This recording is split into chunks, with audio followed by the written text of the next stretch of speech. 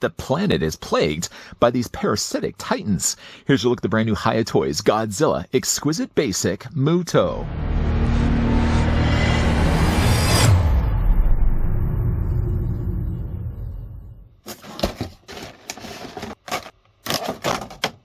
Humanity is on the brink of an ancient cataclysm, and Dr. Serizawa believes that only Godzilla, the king of the monsters, has the ability to restore the balance of nature. However, Godzilla faces immense challenges, and humanity strives to comprehend the powerful ally with destructive capabilities.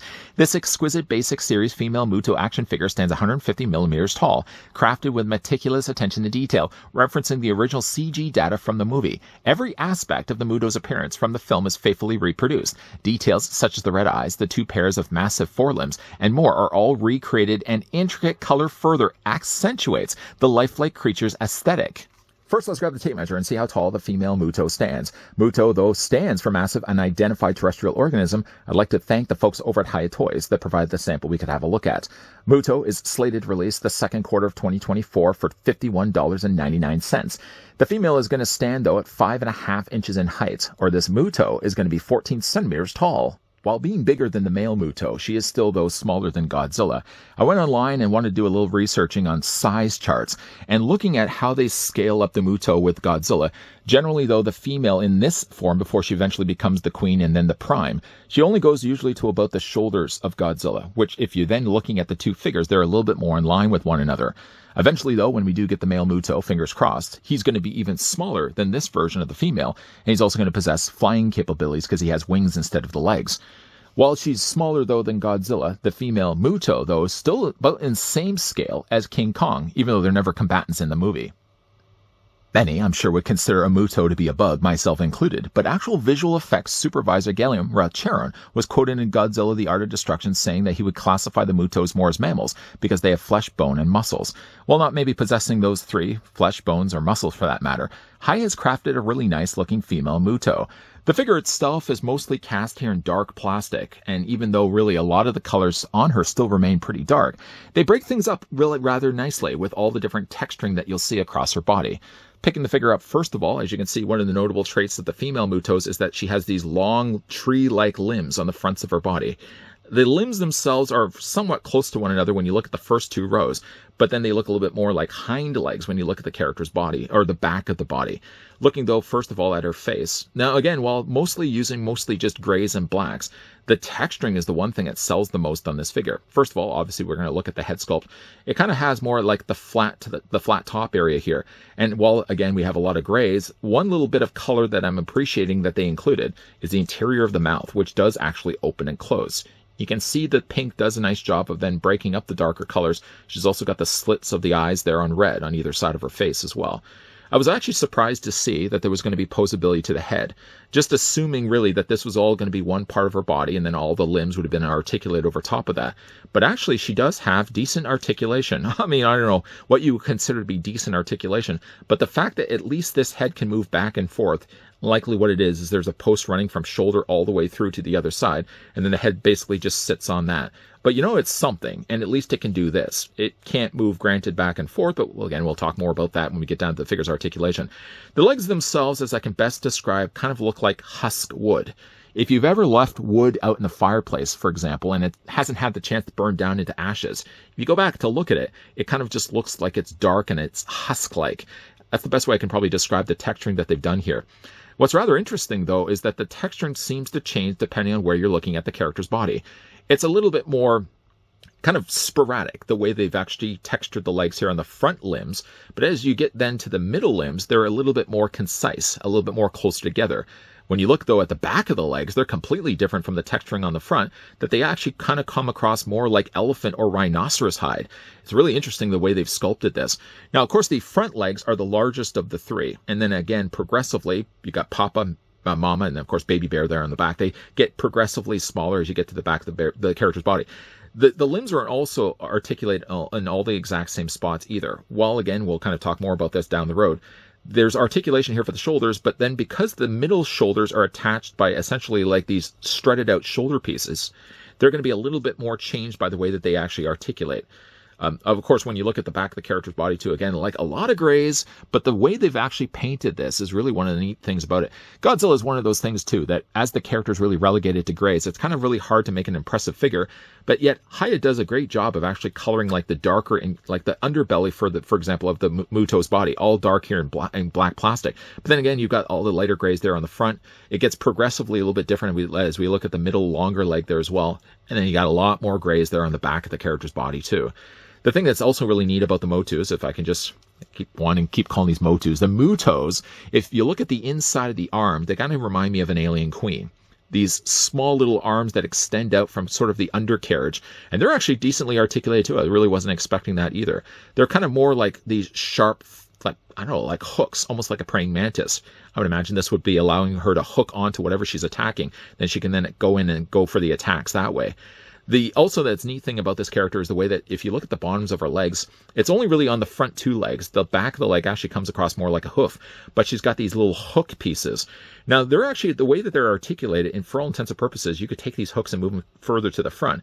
But as you'll see in a second, I kind of just prefer to have these on the back, because I think actually more in the movie too, she's more to having like the back of her feet, these little hook pieces kind of dragging behind her instead of in the front. For the figure's articulation, by the way, though, going back to the head sculpt. Now, while, again, she doesn't have anything where you can move it back and forth, I wish there was a way they could have incorporated some articulation where you'd be able to rotate this. But what they would have had to have done is maybe made the head a little bit further forward and then put a ball joint there. And that would have broken up, I feel, like a pretty seamless-looking body. Admittingly, I know there's not as much seamlessness because obviously you got the hinge joints very visibly here. But if you look at it, it's a pretty clean, pretty tight-looking figure, the way they've overall sculpted it and added the articulation points. So again, like while you can't really move the head back and forth this way, you can at least move it up and down, so at least there's something. This, by the way, is all soft plastic. This body, by the way, is harder plastic. So that's probably one of the easiest ways that they've incorporated this. For all intents and purposes, if you look at the inside of this whole back crest section is basically just like rubbery plastic. But they probably did that also as well, so it would be a lot easier for this to sit inside the cavity without harder plastic sort of rubbing in on itself. You can see they've also lightened this a little bit lighter there as well versus the rest of the darker coloring of the plastic. But again, like this only moves up and down this way. That's it. That's all you're really going to be able to get. The mouth does, again, open and close, so that's nice to see. But then when you get the arms, it's kind of an interesting thing to look at this. You're feeling like you're kind of dissecting a crab or a lobster. So the front legs, how they essentially work is that there's ball joints on the insides. It allows the legs to spread out this far. But obviously, I mean, if you're looking to put this on the shelf, most of the time you're probably only going to be putting the female Muto in the stance where she's essentially resting on all the four legs. But there's ball joints here, so you can basically bring the legs out that far. You can take the legs and rotate at least the first row of legs somewhat all the way around. I mean, obviously she's going to be butting up against the middle section of those legs, but you'll be able to rotate them forward and back. Then you've got the kind of elbow equivalent here for the legs. So this does rotate, and there's also a hinge right there. So you can bring these also forward as well. Now, again, like if you wanted to bring them forward, that's fine and good, but then you're going to want to make sure that you really do balance things off then with the middle set of legs. It's feasible that you can compensate for the fact that she does have the front legs forward like this by bringing in the middle legs and kind of just hinging them forward like this. And now the legs, like I said, do rotate back and forth. And these also rotate back and forth where you can hinge them up and down as well. I already discussed the fact that when you're looking at the back or the feet here, they're basically on these hooks. So if I was to put it, say, in the defaulted pose, which had the legs kind of like that, right? You can bring these forward and you can also hinge them up. But like honestly, though, I would rather just have them kind of dragging behind her like this. So essentially there's like ball joint here, hinge joint, and then a hinge joint down below here for the feet. You're essentially taking that same idea and you're replicating it again when you get to the middle row of legs, or the middle legs here. The only thing that's constructed differently is while the hinge joint is pretty much the exact same from like this area and this area, she has again like these additional strutted pieces for her shoulders. So not only do these stick out from a design standpoint, but when they're also articulated, there's some ball joints that they also incorporated there as well. So you can bring these middle legs further forward, or you can also arch them back. And just depending on really how you would like to have it displayed. I honestly, though, I mean, even though you can bring them forward, I like more the idea that you can arch them back, because I think it kind of lines everything up a little bit more to the middle crest, or the way that this points off to the back of the body. But again, because that's designed the way it is, you're going to be a little bit more limited with what you can actually do with the middle legs, just because, again, like with these legs, there was nothing really in the way. You could easily rotate them all the way around if you wanted to. But because these now have this piece here, you're only really able to bring the legs out this far. but you can still, of course, move them forward and back as well. I mean, this still allows for full rotation, but when you're rotating this part of the shoulder as well. Still, the hind legs there are going to have the hinge joint, or this part of the leg is going to have the hinge joint, and that's also going to have the hinge joint right there as well. Things, though, get changed when you get to, of course, the interior, and you've got these smaller legs. So if you would consider these legs or arms, these arms actually have a ball joint. So if I move this out of the way, there's a ball joint right here. Like, again, it's like looking at a lobster. There's a ball joint right here. So like the legs can move forward and back and out with just this ball joint alone. Then you've got this section here that does rotate, and you can also hinge these out too. So you can bring these out forward, or you can, again, rotate them back and forth. They're a little loose, I mean, compared to the rest of the legs, but I mean, at least they're not things that have to keep this figure upright. So I don't mind that these are a little looser. Then when you get to the hind legs, just bring these out of the way here. So the hind legs rotate back and forward. The one thing I did notice, though, is bringing back the Muto's legs. When you get to about this point, it almost feels like they're fighting against themselves. And I think a lot of that has to do with the way they've sculpted the top of the legs here. So this is all hard plastic. This is all hard plastic as well. So when you bring the legs back like this, you almost feel like the legs are being forced back. That's okay. I mean, I'm not going to have them displayed any other way than this anyways. You can bring the legs out as well. And you can kind of see, again, like that's as far out as you can really get them. Then you've got this back section here. So like this is a hinge, so you can bend it what would be, I guess, the knee. And then you can take the calf and you can also bend that forward as well. Luckily, though, all the joints that keep the legs in place are all tight. There's nothing that's overly loose. Oh, and again, you've got the calf. You've got, I guess, the little hoof feet on the back. Those are on ball joints there as well. Like I said, the good thing about this is everything that's on the Muto's body, at least from a leg standpoint, is super tight. So there's no real worries that I'm going to have of the figure not being able to stand on her own. And again, if you wanted to, because the posability is packed where it is, yeah, sure, if you wanted to bring the leg forward for, say, an attacking stance, there's still enough stability, though, with the middle legs, for example, that you can still pull that off. And then again, one last thing, just to bring back in Godzilla. Let's put him over here, for example. You know, again, the size-wise is pretty good. Now, again, if you look online for like the scaling chart, because I really wanted to make sure that these were, you know, of the right size. They seem to be, because again, like if in the state you're looking at the Mutos of the females right now, before she eventually becomes the queen, the life cycle of the Mutos, and before she becomes Muto Prime, they're about, like, again, going about to the shoulders or so of Godzilla. So I think they've scaled them pretty good. Definitely looking forward, though, to, again, the Muto male. I would imagine, though, unlike the female, the Muto, because he also has the wings, he's probably going to come included with a flight stand. She doesn't come with anything other than really what you're seeing right now, but a nice looking release from the folks over at Hiya Toys. Not only does the female Muto figure look good, but she poses good as well. A lot of it really has to do with those middle legs. They're the workhorse for the remaining of the figure. As long as they're straight, as long as they're stable, you have the freedom to do whatever you want with the frontal legs, like I've got right now. The leg is brought forward, so it looks like she's attacking Godzilla. Because she has now 6 legs instead of 4, the figure is easily balancing off the weight. I was really surprised to see how much posability this figure possessed. I mean, you know, you would expect just as much from any release you get from Hiya Toys. And yet, one thing I will say impressively is done here with the Muto is that the articulation is clearly there. We can all see it. And yet the figure from a distance looks clean. Like, it doesn't look like it's broken up, like it didn't have to sacrifice a sculpt in favor of posability, if that makes any sense at all. Even though I can very easily see the parts on the limbs, like the joints in the elbows and in the ankles, I can see those things are all things that move on the figure.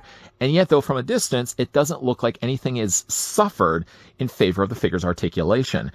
Big thank you once again to the folks over at Hiya Toys that provided this sample of the Godzilla female Muto figure that we had the chance to have a look at in this review. What do you guys think of him? Is this something you guys could see yourselves picking up? If you guys are also interested and would like to get your hands on her, she is slated to release the second quarter of 2024 for $51.99. I would say $51.99. I should just straight out round up the $52. I guess if I was to say $52, somebody probably would just say, well, you know, I did look online, sir.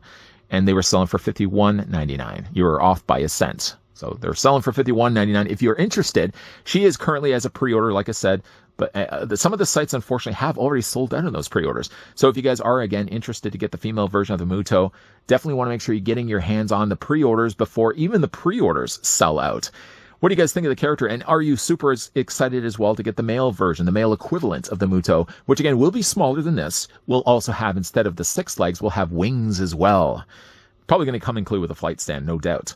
If you guys, though, enjoyed this video, want to throw it a like. If you guys are loving the content you guys are seeing and want to stick around for more remaining reviews of Hiya toys, we've got a couple more coming your way. If you haven't already, make sure you hit that subscribe button down below. If you haven't already, make sure you turn on the bell notification. And, of course, the most important thing, if you haven't already, which it's hard to say because you're going to have to do it in the future, make sure you're coming back, please, and thank you, because there's always new content coming your way. As always, thanks for watching, guys. See you guys next time.